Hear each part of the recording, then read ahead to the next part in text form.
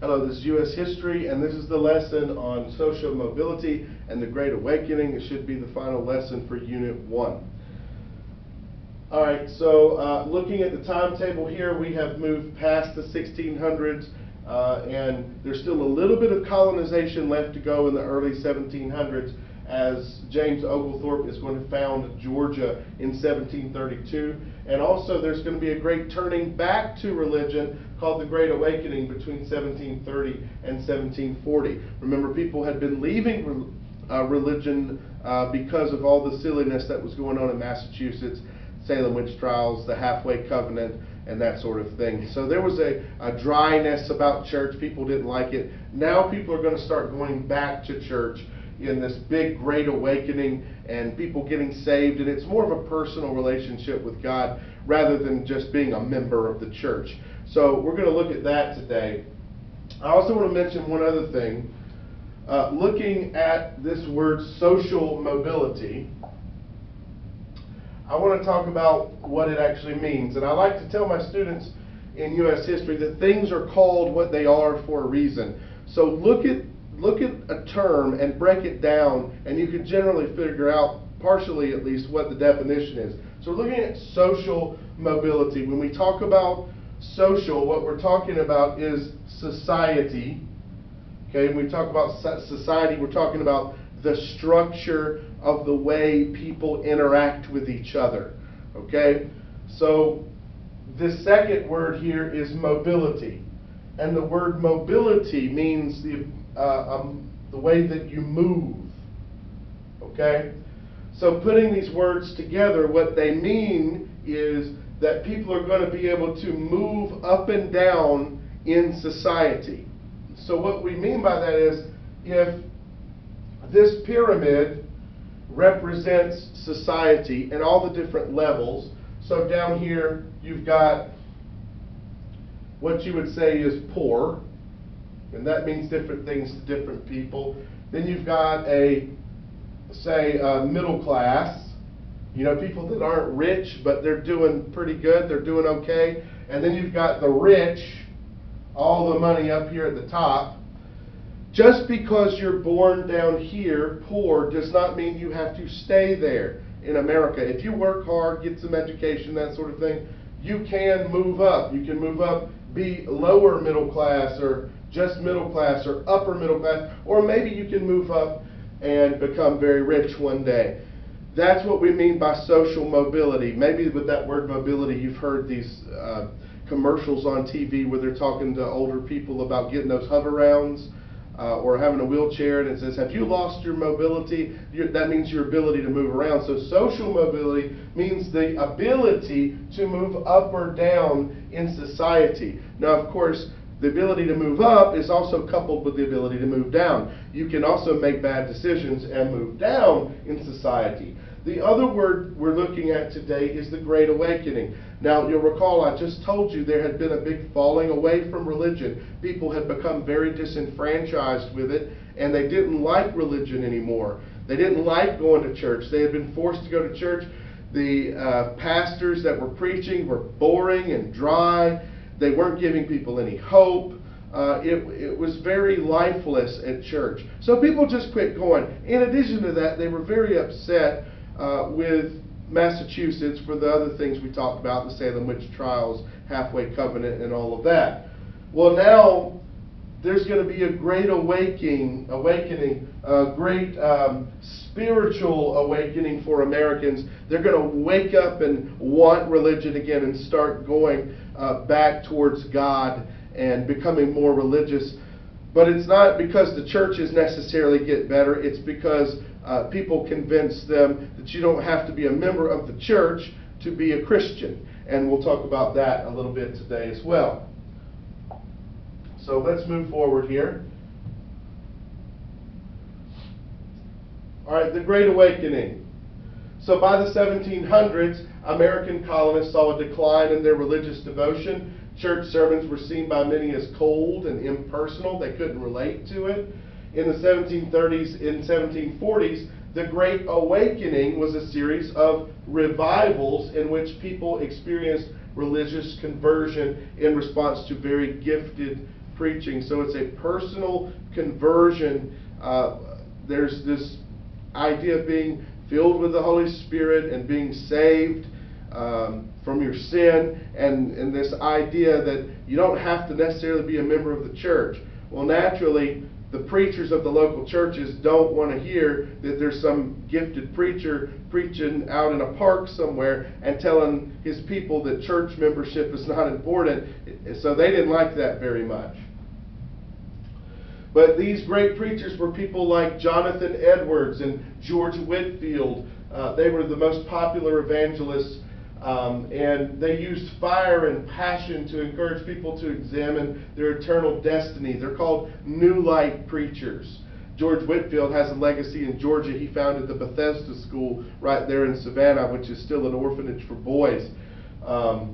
But he preached sermons to thousands of large camp revivals. A lot of times they didn't have room at the local church or the local school for all the people who wanted to come hear these great preachers, so they would meet outside somewhere, or perhaps they would even meet in large tents.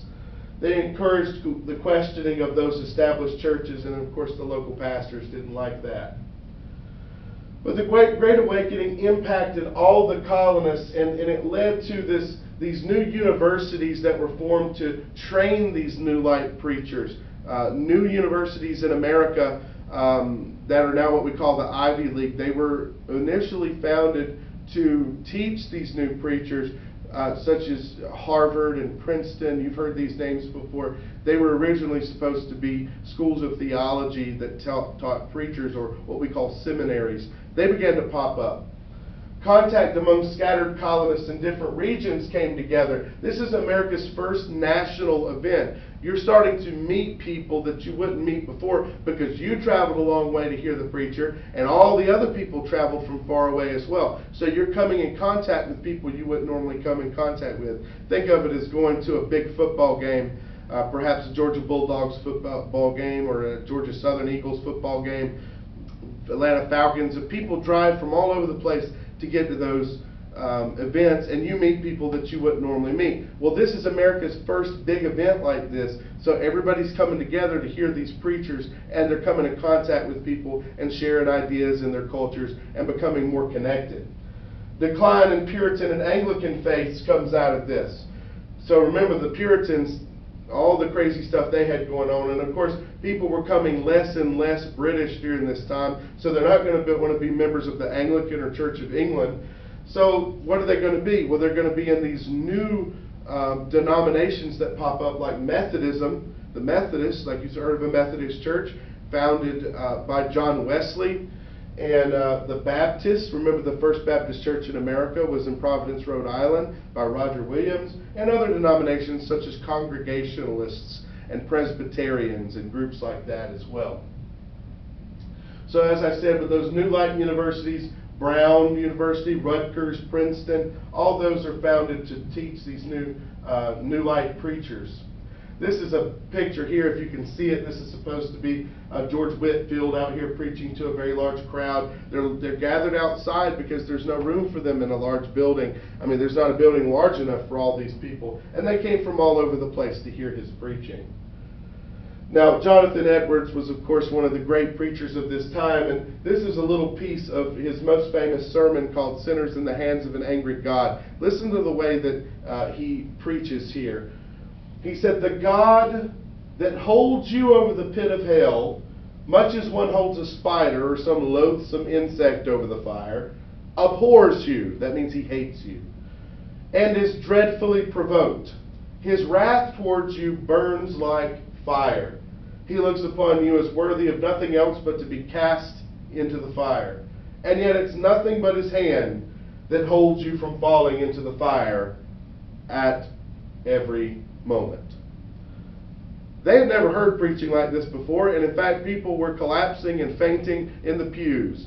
Now, I gave it some inflection and everything else, but when George Whitefield delivered it, they say he was very dry and boring, but it wasn't the way he delivered it, it was the content of what he was saying. People had never heard this sort of thing before. They had never heard that God hates them and God hates their sin. but at the same time, he is the merciful one that holds you over the fire and keeps you from falling into the fire. So it's only his mercy which keeps you from basically going to hell, is what they're saying. And they're supposed to examine their eternal destiny, and therefore they should connect with God and get saved and follow God for the rest of their lives. And this was effective preaching, and it touched people, and people began to reconnect with religion. That's why there's a great awakening after all that time of moving away from religion.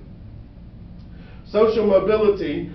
Northern colonies offered greater social mobility than in the South. That's because there was bigger cities in the North and there was more to do. You could work in a factory, or you could work in that factory up the street, or perhaps you could be a merchant, or you could ship things. There's all kinds of things you could do. But social status was less dependent on the ownership of land in the North. Okay, if you were in the South, if you didn't own any land, where everything was based on the land and farming, then you probably didn't have much money. But up north, that didn't matter so much. Numerous professional and trade professions in cities.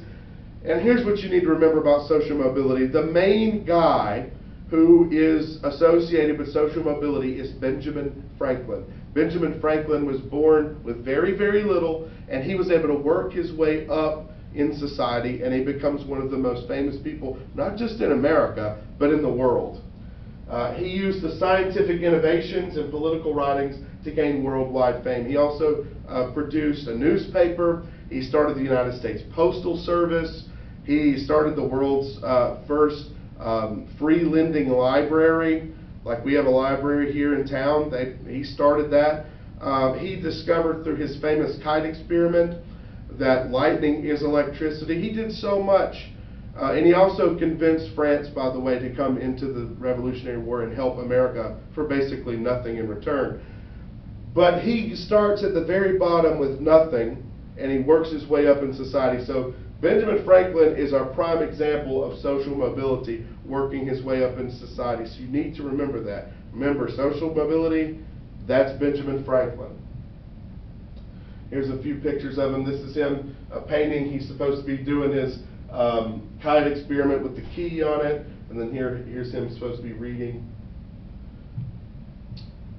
All right, and that's going to be it for this particular lesson on social mobility and the Great Awakening. Have a good day.